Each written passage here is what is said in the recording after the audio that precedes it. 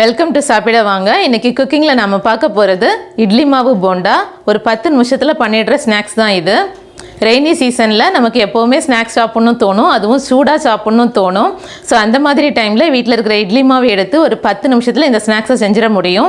Video skip பண்ணாமல் கடைசி வரைக்கும் பாருங்கள். தொடர்ந்து நம்மளோட வீடியோஸ் பார்க்கணுன்னா நம்மளோட சேனல் சப்ஸ்கிரைப் பண்ணுங்கள். அதுக்கு பக்கத்தில் இருக்கிற பெல் ஐக்கான் கிளிக் பண்ணுங்கள். ஃபேஸ்புக்கில் கூட நம்மளோட பேஜ் இருக்குது, அங்கேயும் போய் பாருங்கள், லைக் பண்ணுங்கள், உங்கள் ஃப்ரெண்ட்ஸ்க்கு ஷேர் பண்ணுங்கள்.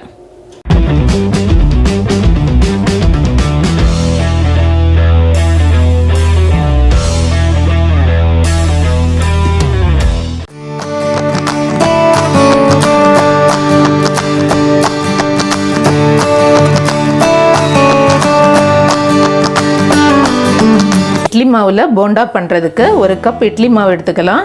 இட்லி மாவு நம்ம அரைச்ச உடனே எடுக்கக்கூடாது, மாவு அரைச்ச உடனே எடுக்கக்கூடாது, அடுத்த நாள் எடுத்துக்கலாம். மாவு கொஞ்சமாக புளிச்சிருக்கும் இல்லையா, அந்த ஸ்டேஜில் எடுத்துக்கலாம்.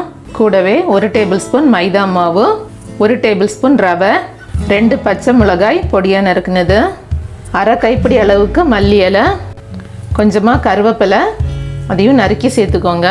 ஒரு பெரிய வெங்காயம் பொடியாக நறுக்கியிருக்கேன், 1 இன்ச் அளவுக்கு இஞ்சி அதுவும் பொடியாக நறுக்கியிருக்கேன், அரை டீஸ்பூன் ஜீரகம், அரை டேபிள் ஸ்பூன் உப்பு. மாவில் உப்பு போட்டிருந்தீங்க அப்படின்னா பார்த்துட்டு போடுங்க. நான் மாவில் உப்பு போடலை, அதனால அரை டீஸ்பூன் போட்டிருக்கேன்.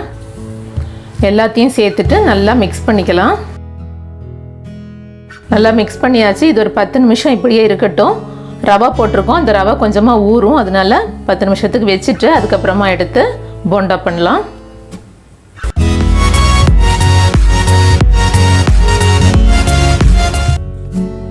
போண்டாக்கு மாவு ரெடி பண்ணி வச்சாச்சு. அது ஒரு 10 நிமிஷம் ஊறட்டும். அந்த கேப்பில் நம்ம ஒரு டிப்ஸ் பார்த்துடலாம்.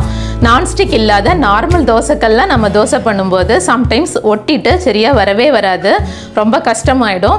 அந்த மாதிரி டைமில் ஒரு வெங்காயம் எடுத்து 2ஆக கட் பண்ணிவிட்டு தோசைக்கல்லில் இருக்க ஆயிலோடு சேர்த்து அந்த வெங்காயத்தை வச்சு ஒரு 30 செகண்ட் நல்லா தேய்ச்சி விட்டீங்க அப்படின்னா தோசை ரொம்ப சூப்பராக வரும், கல்லில் ஒட்டவே ஒட்டாது.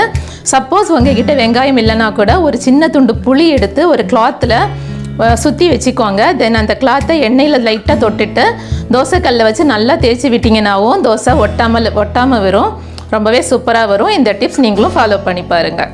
10 நிமிஷம் ஆயிடுச்சு, மாவு நல்லா திக்காகிடுச்சு. இது மாதிரி இருக்கணும். சப்போஸ் உங்களுக்கு இந்த மாதிரி திக்காக வரல அப்படின்னா எக்ஸ்ட்ரா கொஞ்சம் ரவை ஆட் பண்ணிக்கோங்க. ஸ்டவ்வில் ஒரு பாத்திரம் வச்சுட்டு அதில் போண்டா பொரிக்கிற அளவுக்கு எண்ணெய் எடுத்துக்கோங்க. எண்ணெய் நல்லா சூடாகட்டும். ஆயில் நல்லா சூடாயிடுச்சு. இப்போ போண்டா போட ஆரம்பிச்சிடலாம். இந்த மாதிரி கொஞ்சம் கொஞ்சமாக மாவு கையில் எடுத்துகிட்டு எண்ணெயில் போட்டுடலாம். ஸ்பூனில் எடுத்தும் போடலாம், நீங்கள் கையிலே போடுறதுனாலும் போடலாம். நான் சின்னதாக தான் போடுறேன், நீங்கள் பெருசாக போடணுனாலும் போட்டுக்கலாம்.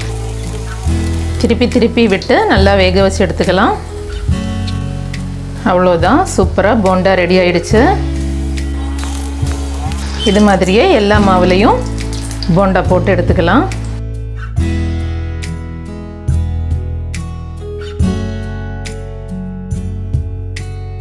அவ்வளோதான், சூப்பராக ரெடி ஆயிடுச்சு. வெறும் 15 நிமிஷத்தில் ரெடி பண்ணிடலாம்.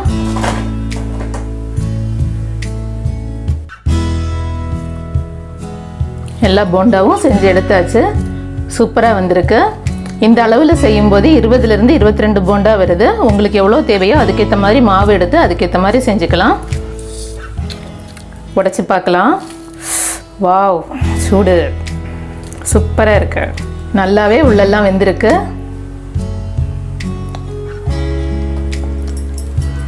சூப்பரான இட்லி மாவு போண்டா ரெடி ஆயிடுச்சு.